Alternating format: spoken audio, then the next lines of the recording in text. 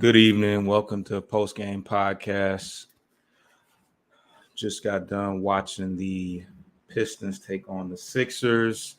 They end up falling to the Sixers 94-81 in a typical summer league game.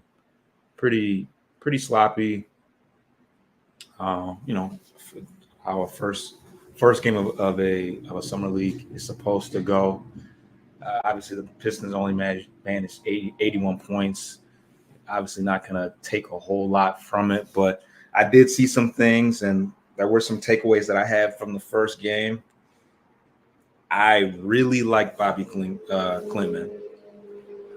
He looked pretty polished, pretty comfortable. You got to see the athleticism, the defensive ability. He looked very comfortable playmaking, was pretty unselfish out there. I think he finished with like 5 assists, but one of the things I like the most is that he hit 3 threes. He went 3 for 7 from 3. I want to say he had a steal, but he looked solid. He looked comfortable shooting that 3. It didn't look unnatural at all.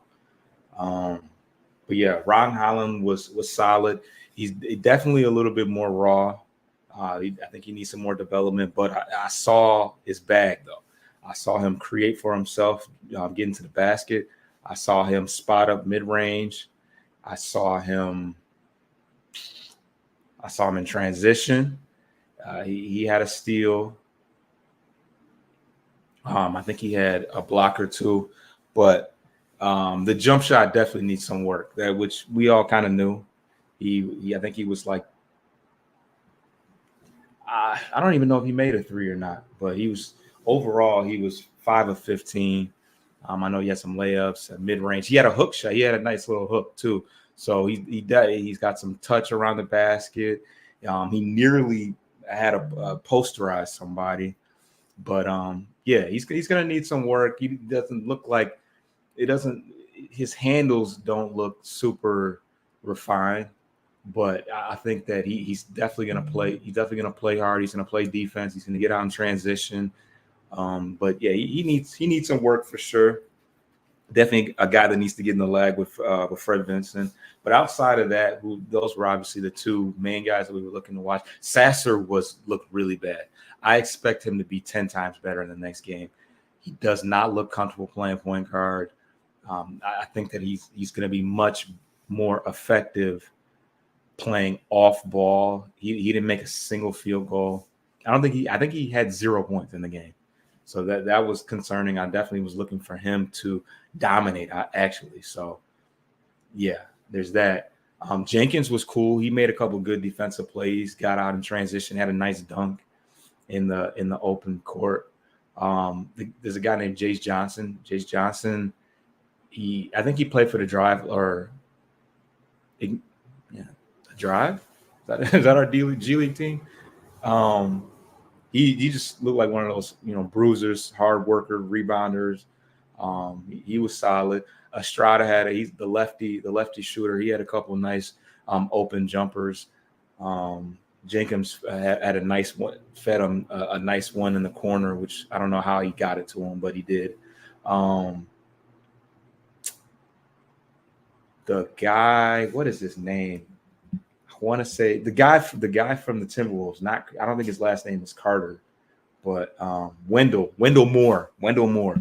He looked not good.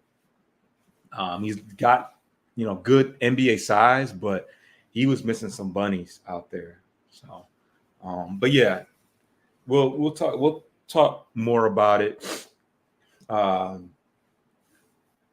the show next week. But yeah, just a few takeaways. I really liked the way Klintman was able to space the floor. I liked Holland's athleticism, his defense. He's just going to need some work on offense. But yeah, the most surprising thing was Klintman's ability to play make. He looked like a very comfortable playmaker. He's definitely a stretch 4/wing. I didn't see any big man moves, no post ups. But he might spend a little bit more time with the NBA team than I thought. I thought that he was definitely going to be a project guy, but I like the idea of an athletic wing who's 6'11", 6'10", 6'11", with a 7'1" wingspan that can defend and look comfortable offensively. Offensively, I thought that he might need some work, but I see why he shot 30 mid-30s from three, because the three-point shot looked very polished and confident. So yeah, we will continue. I don't know when they play the next game, but I definitely have some things that I hope to see improve from now to the next game. Certainly Sasser, who played a full NBA season, scoring more than 0 points. Not to say that I'm holding too much judgment on that, because he took some good shots. He just couldn't get anything to fall. So it's your boy Foster Child. Subscribe to Bleachers and Speakers on YouTube and Postgame Podcast on all streaming platforms. I'm out.